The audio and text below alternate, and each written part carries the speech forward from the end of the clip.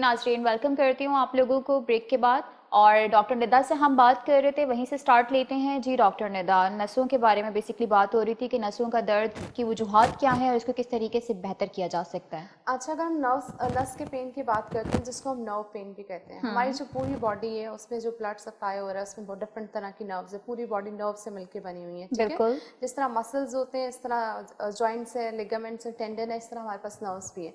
अब nerve supply कर रही होती है ब्लड पूरे एरिया को, ठीक है। अगर कोई गर्दन से डिफरेंट तरह की नर्व्स निकलती हैं और वो हाथ में जाती हैं और वो पूरे मसल्स को सप्लाई करती हैं। अब किसी भी रीज़न की वजह से, maybe due to muscle spasm, पट्टा अकड़ गया तो नस खिंच गई, या ड्यू टू जॉइंट, उसके जॉइंट के बीच में जो स्पेस है वो रिड्यूस हो जाए तो नस दबना शुरू हो जाती है। जब नस दबती है तो उसकी वजह से क्या होता है कि जिस जिस मसल्स को सप्लाई कर रही होती है उसकी एक्टिविटी डाउन हो जाती है और वहाँ पे सनसनाहटपन स्टार्ट हो जाता है। अक्सर पाँव सो जाता है, वो वाली फीलिंग आती है ना, वो तो कुछ सेकंड्स के लिए होती है। लेकिन अगर आपको नर्व पेन है तो वो आपको कंटिन्यूस इस तरह की फीलिंग आ रही वो होती कुछ है। टाइम तक आपके रहेगा और आपको तकलीफ हद से ज्यादा हो रही होती है। तो अक्सर कुछ लोगों को सोते हुए भी हो जाता है, नींद में भी हो जाता है, उसकी क्या वजूहात है? उसकी रीज़न ये कि उनके मसल्स बहुत ज़्यादा वीक होते हैं, उनके डाइट लेवल अच्छा नहीं होता, प्रॉपर एक्सरसाइज पैटर्न नहीं होता, इस वजह से उन लोगों को कॉमन होता है। उनका पोस्चर या ऑक्यूपेशन इस तरह का होता है, काम इस तरह का होता है। लाइक अगर कंप्यूटर यूज़ बहुत ज़्यादा हैंड का यूज़ कर रहे हैं तो उनमें मोस्ट कॉमनली कि उनको हैंड का pain, ulnar nerve, median nerve, radial nerve आ रही होती है। तो हो सकता है इनमें से कोई भी नर्व का पेन हो सकता है। या अक्सर फीमेल्स पेशेंट्स या मेल पेशेंट्स में शाटिका बहुत ज़्यादा कॉमन होता है, जिसको हम अर्कोनेसा का दर्द कहते हैं। इसमें क्या होता है कि एक शाटिक नर्व आती है जो बैक से आ रही होती है, वो पाँव तक आती है, वो खिंच जाती है।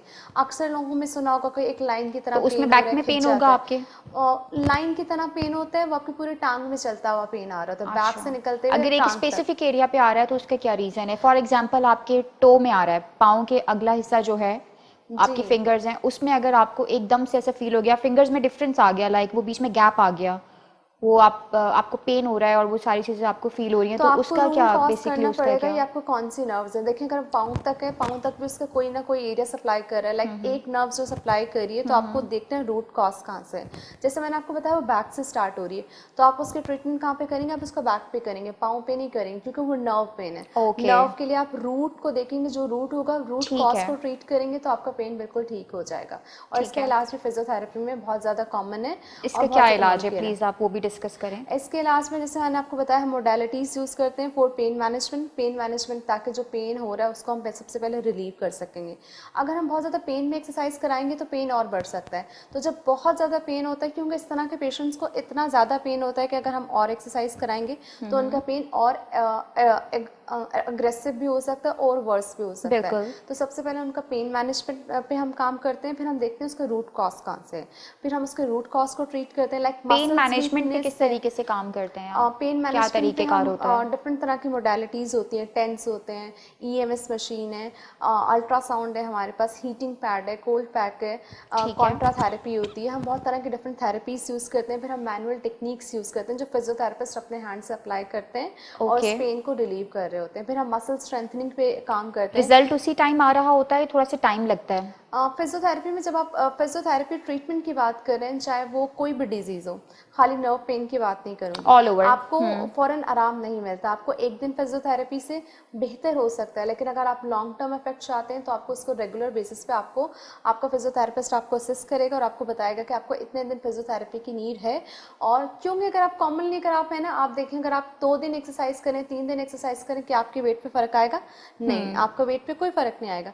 एक्सरसाइज का हमेशा जो है लॉन्ग टर्म बेनिफिट होता है। जब आप इसको सही। रेगुलर बेसिस पे करेंगे नहीं, तो जब आप आपको मशीन इफेक्ट से आएगा। कर रहे हैं, बेसिकली मेरा मशीन से मशीन से रिलेटेड आपका क्वेश्चंस पेन था। मैनेजमेंट आपका फर्क पड़ेगा, तो पेन वो मैनेजमेंट रिलीव हो जाएगा, लेकिन उसी मसल्स टाइम रिजल्ट आता है? आप मतलब थोड़ा पेशेंट को फील होता है कि बेहतरी आई है, पेशेंट को या बेहतरी फील नंबर ऑफ होती है। सेशंस रिक्वायर्ड होते हैं? नंबर ऑफ सेशंस भी रिक्वायर्ड होते हैं, लेकिन पेशेंट के पेन में बेहतरी होती है। लेकिन पेन अगर आप कहीं ख़त्म हो जाए, प्रॉपर जादू तो तो ख़त्म नहीं है नहीं ना, हो सकता। क्योंकि एग्जैक्टली। ट्रीटमेंट में टाइम लगता है। बिल्कुल।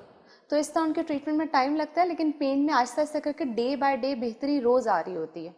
और जब आप ठीक मसल्स है। पे काम कर रहे हैं तो उसको मसल्स को स्ट्रेंथन करने के लिए जो टाइट मसल्स हैं उनकी स्ट्रेचिंग एक्सरसाइजेज हो रही थी। अगर नर्व है तो नर्व की डिफरेंट मोबिलाइजेशन टेक्निक्स होती हैं। जो नर्व है हम उसको मोबिलाइज कर रहे होते हैं, स्ट्रेच कर रहे होते हैं ताकि उसका पेन रिलीव हो सके। ठीक है। और पाँव पे मोच आ जाना?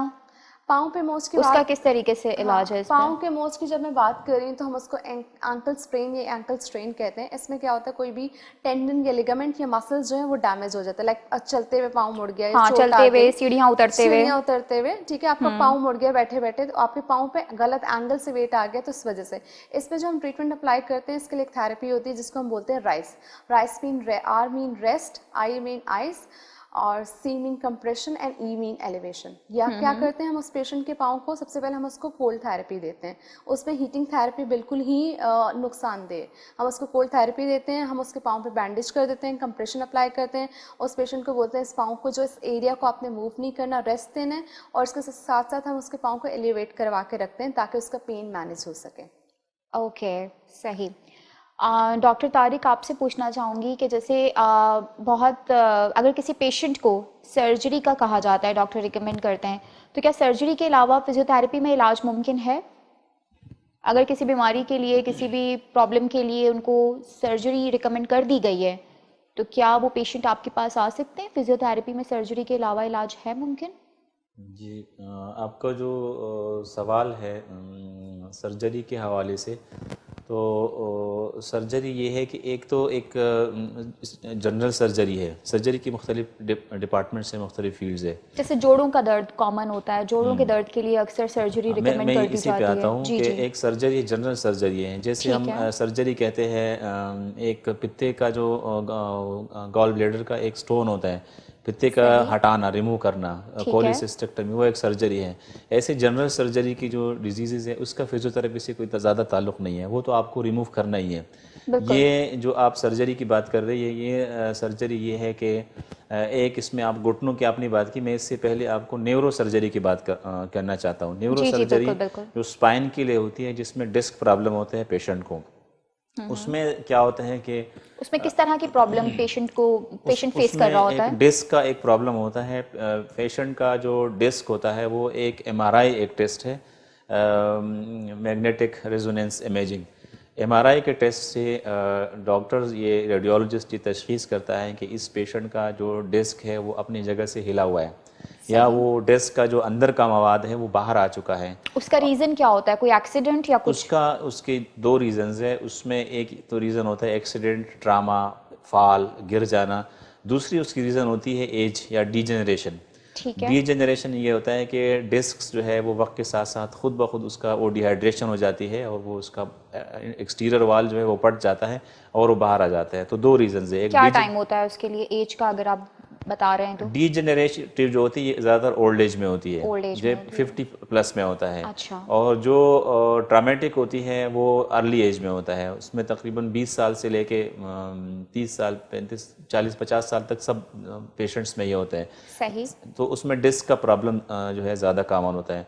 अब डिस्क के प्रॉब्लम के लिए न्यूरो सर्जन जो है वो इस जो डिस्क का हिस्सा बाहर आ चुका है इसको काटता है, क्योंकि ये डिस्क का हिस्सा अगर इसके असर ये है कि इसने किसी नर्व रूट तो ये को सर्जरी दबाया के हुआ जरिए- सर्जरी है, के उसको जरिए दबाया होता हुआ है तो उसको सर्जरी करेगा। सर्जरी ठीक है, करेगा, लेकिन ठीक है। इसमें ये होता है कि जब एमआरआई करता है एक पेशेंट या एक डॉक्टर उसका एमआरआई करता है तो उसमें ये डिस्क ज़्यादातर पेशेंट्स का बाहर आया होता है, लेकिन ये डिस्क का आना ज़रूरी नहीं है कि बाहर आया हुआ है तो मरीज़ की अलामात इस वजह से हैं।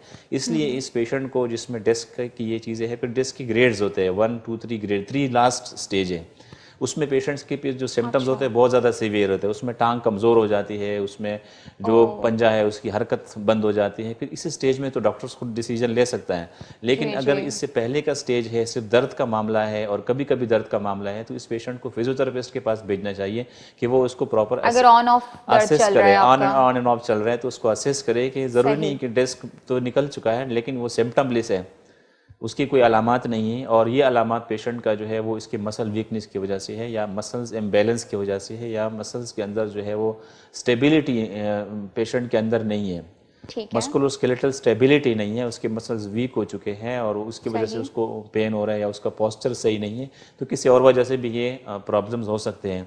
तो सर्जरी का एक जो है इस पेशेंट को और हमारे पास सर्जन्स भेजते हैं कि इसकी सर्जरी ना करे बल्कि इसकी फिजियोथेरेपी करे कुछ दिनों के लिए, जहाँ तक आपने नी जॉइंट्स की बात की थी, तो नी जॉइंट्स का एक स्टेज आता है जहाँ पे नीज जो है मुकम्मल तौर पे लॉक हो जाते हैं, जी, जिसमें उसके लिए जिसमें डॉक्टर सर्जरी रिकमेंड कर देते हैं नी डॉक्टर्स। जो है आर्थ्रोप्लास्टी करते हैं, कंप्लीट या पार्शियल नी आर्थ्रोप्लास्टी करते हैं। जी, उसमें सर्जरी बहुत ज़्यादा ज़रूरी होती है। उसमें फिजियोथेरेपिस्ट खुद पेशेंट को डॉक्टर के पास भेजते हैं कि अब इसका मजीद जो है ये इम्प्रूव नहीं हो सकता और आप इसकी सर्जरी करें, या डॉक्टर्स खुद डिसाइड वो करते कौन हैं सी कि इसकी स्टेज सर्जरी। होती है वो जिसमें एक ऐसी बेसिकली स्टेज होती है कि जिसमें चलना फिरना इंतहाई दुश्वार हो जाता है। एक्सरे से पता चलता है कि अब बोन के अंदर कार्टिलेज ख़त्म हो चुका है और बोन बिल्कुल आपस में मिल चुका है, और इसके अंदर एक्सरे के अंदर जब हम देखते हैं तो स्पेस मुकम्मल तौर पे नज़र नहीं आ रहा। तो ऐसे स्टेज में, और उसके ऑस्टियोफाइट्स इतने बड़े हो चुके हैं कि वो अब जो है ना उस पर फिजियोथेरेपी भी असर है। तो ऐसे पेशेंट को हम पे वो डॉक्टर्स पे सर्जरी रिकमेंड करते हैं, हम भी रिकमेंड करते हैं, और उसकी सर्जरी होती है। लेकिन अगर एक ऐसा पेशेंट है कि उसमें जो है इस तरह की कोई अलामात नहीं है, तो इसका इलाज जो है फिजियोथेरेपी से बिल्कुल मुमकिन है। पेशेंट की मसल्स पावर अच्छी हो जाती है, मसल्स फ्लेक्सिबल हो जाते हैं, जो मसल्स टाइट हो जाते हैं वो बार बार स्ट्रेच करने से वो खुल जाते हैं, और पेशेंट की लाइफस्टाइल बेहतर हो जाती है, उसका दर्द कम हो जाता है और वो अपने एक नॉर्मल ज़िंदगी गुजारता है।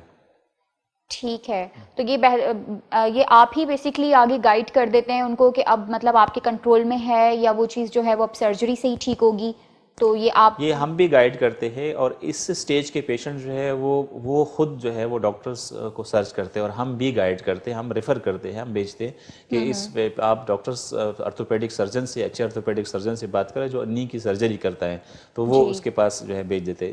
इसके अलावा सर्जरी जो है इसकी बहुत सारी, ज़रूरी नहीं कि नी आर्थ्रोप्लास्टी हो, ये लेगामेंट्स का टेयर है। लेगामेंट्स होते हैं नी के अंदर, या मसल्स होते हैं, लेगामेंट्स टेयर हो गया। टेयर की भी ग्रेड्स है, 1 2 3 ग्रेड का जो मैं आपको बता रहा हूँ मतलब ये होता है कि अब जो लेगामेंट है, यानी जैसे एंटीरियर क्रूशिएट लिगामेंट है या पोस्टीरियर क्रूशिएट, अमूमन ACL जो है एंटीरियर क्रूशिएट लिगामेंट, इसका टेयर ज़्यादातर हो जाते हैं। अब जब इसका टेयर हो गया, कंप्लीट टेयर हो गया, तो इसका और कोई इलाज नहीं है। इसका आर्थ्रोस्कोपी के ज़रिए से डॉक्टर इसकी सूचरिंग करेगा, इस दोनों टेंडन्स को, इस लिगामेंट्स को आपस में वो बांधेगा, उसकी सूचर करेगा। अच्छा। और ये एक ऑर्थोपेडिक सर्जन ही बेसिकली क्या प्रोसीजर है, ये क्या ऑर्थोपेडिक तरीके का? सर्जन जो है करते हैं, आर्थ्रोस्कोपी करते ये हैं। सर्जरी और रिलेटेड जब ही दूसरे सर्जन्स करते हैं तो उसको एंडोस्कोपी सर्जरी कहते हैं, वो एंडोस्कोपी करते हैं। सही। तो उसके ज़रिए से वो आर्थ्रोस्कोप के ज़रिए से उसकी सर्जरी करते हैं, उसका लेगामेंट जो है वो रिपेयर करते हैं, या लेटरल कोलेटरल लेगामेंट है, दोनों साइड पे जो लेगामेंट होते हैं, कहीं वो पट गया, या कहीं मसल्स जो है हैमस्ट्रिंग्स मसल्स रप्चर हो गया, मुकम्मल तौर पर टेंडन कट गया, टेंडन कट गया, अब उसके सर्जरी के अलावा कोई इलाज नहीं। ज़रूरी नहीं कि हर मरीज़ का इलाज फिजियोथेरेपी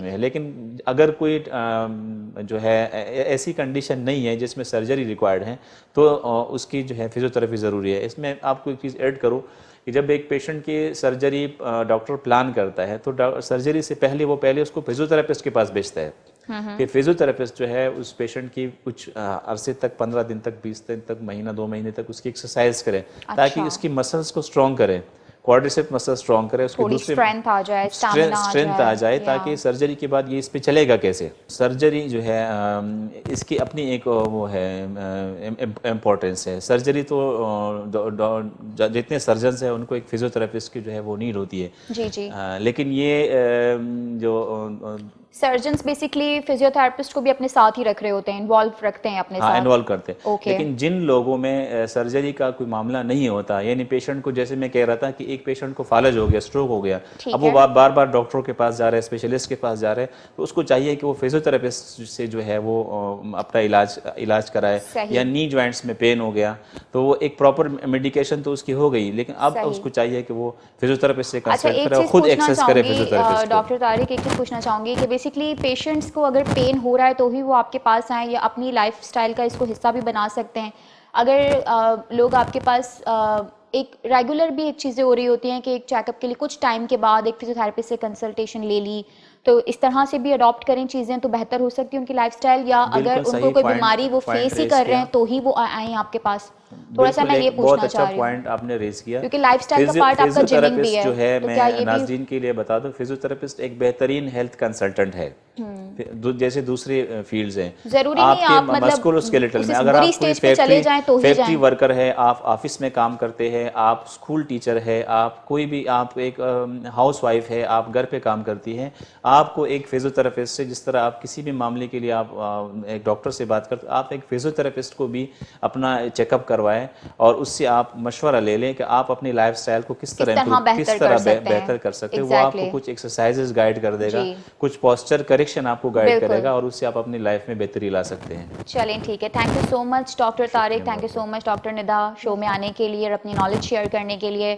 उम्मीद है नाज़रीन को काफ़ी कुछ सीखने को मिला होगा। प्रोग्राम का वक्त ख़त्म होता है, इंशाल्लाह नेक्स्ट एपिसोड में आपसे फिर मुलाकात होगी। मुझे दीजिए इजाज़त, अपना बहुत ज़्यादा ख्याल रखिएगा, दुआ में याद रखिएगा। अल्लाह हाफ़िज़।